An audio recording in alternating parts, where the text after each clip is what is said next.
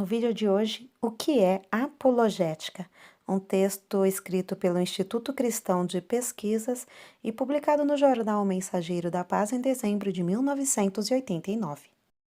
Seja bem-vindo ao Diário Pentecostal Historiando, análise histórica e crítica sobre o movimento pentecostal brasileiro. Se inscreva no canal e siga nossas redes sociais.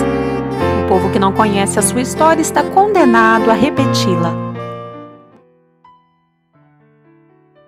O termo apologética origina-se de uma palavra grega apologia, que significa fazer uma defesa verbal. O exemplo mais clássico é o do filósofo grego Sócrates.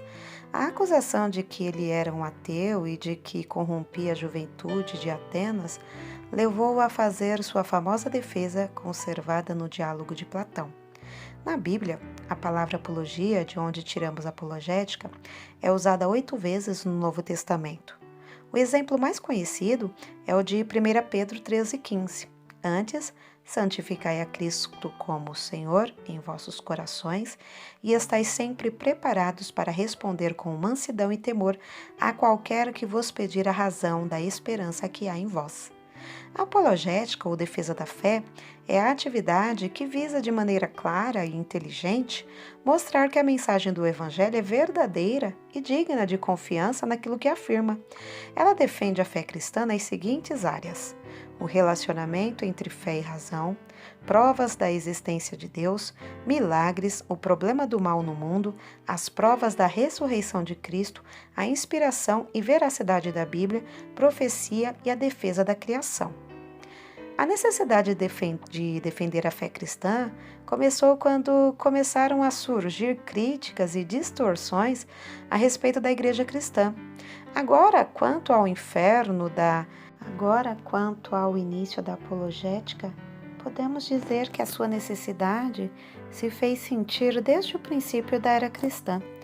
Os próprios relatos do Novo Testamento estão intimamente ligados à apologética, isto é, os evangelhos foram escritos para defender um ponto de vista específico. Mateus, por exemplo, foi escrito para demonstrar que Jesus é o verdadeiro Messias e que nele são cumpridas as profecias do Antigo Testamento. Marcos escreveu aos Romanos defendendo o caráter do ministério de Jesus.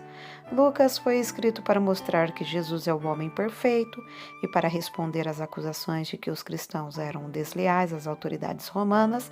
E João escreveu seu livro para provar que Jesus era o verdadeiro Filho de Deus. Quando examinamos o texto do Novo Testamento, percebemos que o mesmo foi escrito para responder aos ataques vindos do judaísmo, do pensamento grego e do Império Romano. Em relação ao judaísmo, no começo, a igreja teve que persuadir os judeus de que Jesus era o Messias predito no Antigo Testamento. Os apóstolos afirmaram publicamente que Deus cumpriu suas promessas ao ressuscitar Cristo dentre os mortos, Atos 2, do 32 ao 36 e 13 e 34. Com os gregos, um dos exemplos mais palpitantes é o de Paulo no Areópago de Atenas, Atos 17, do 15 ao 32. Ali, Paulo enfrentou uma audiência formada de epicureus e estoicos, duas correntes distintas da filosofia grega. Na ocasião, ele afirmou que o verdadeiro conhecimento de Deus vem através da criação e de Jesus Cristo, e que a fé cristã não se fundamenta sobre a sabedoria ou a vã filosofia dos homens. Na carta aos Colossenses, Paulo condena o gnosticismo, que afirmava haver uma verdade mais elevada que somente os iluminados poderiam alcançar. Com o Império Romano, o confronto foi bem mais ferrenho.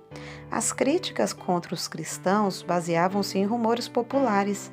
Alguns diziam que os cristãos eram canibais, que reuniam-se para comer a carne e beber o sangue de um homem, o que era uma errônea interpretação da ceia do Senhor. Outros diziam que os cristãos viviam praticando incestos, pois havia casamento entre irmãos devido a um mal-entendido sobre o tratamento fraterno na igreja. Porém, o que mais irritou os romanos foi a atitude cristã em relação ao Estado. Os cristãos não poderiam adorar o imperador da mesma forma que os cristãos romanos faziam. Para a Igreja, havia um só Senhor, Jesus Cristo, e não César.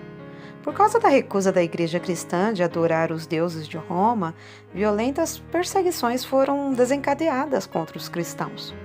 No entanto, o resultado dessas perseguições foi benéfico para a Igreja de Cristo, pois além de fortalecer ainda mais a fé dos fiéis, provocou o surgimento dos apologistas. Era preciso responder às acusações e Deus começou a levantar homens capazes de defender o cristianismo, tanto do ponto de vista das Escrituras, como também da filosofia. Verdadeiros gigantes da fé levantaram-se para expor a doutrina cristã, produzindo assim importantes obras teológicas. Nesses escritos, conhecidos como apologias, eles fizeram um apelo racional aos líderes pagãos, procurando oferecer uma interpretação inteligente do cristianismo. No tempo da Reforma do século XVI, um dos momentos mais significativos do cristianismo, houve uma grande necessidade de estabelecer a Bíblia Sagrada como a única regra de fé e prática. Foi nesse contexto que apareceram Martinho Lutero e João Calvino, entre outros, para pregar o Evangelho autêntico de nosso Senhor e Salvador Jesus Cristo. Hoje em dia, a necessidade de defender a fé cristã é imperiosa, pois a mesma tem sido atacada de todas as formas pelos inimigos de Deus. As seitas crescem rapidamente devido à tecnologia e os meios oferecidos pela ciência moderna. Para onde nós voltamos, é quase certo depararmos-nos com algum tipo de heresia. O pior de tudo é que grande parte do proselitismo das seitas é feito entre as igrejas evangélicas. Temos que estar alertas contra esses ataques sutis do nosso inimigo. Instituto Cristão de Pesquisa, dezembro de 1989.